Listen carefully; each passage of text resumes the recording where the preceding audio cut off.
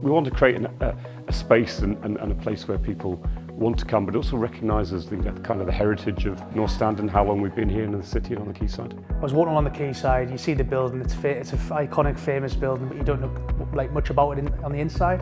Probably hundreds, maybe even hundreds of thousands of people walking that path along the Quayside to the Usburn, and it was just kind of making something a bit more striking and shouting about what the business is all about.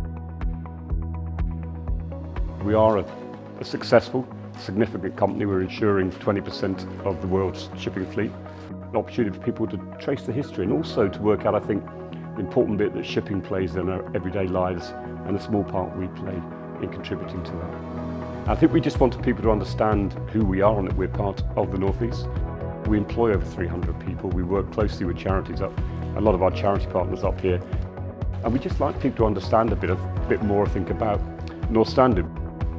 For me, it's like people forget about the daily things that are happening, in the sense of bananas being shipped and your tea bags to your pieces of chocolate, and these guys look after everything. So whether it be from fully commercial freight to the smaller items, it's a great, really successful business.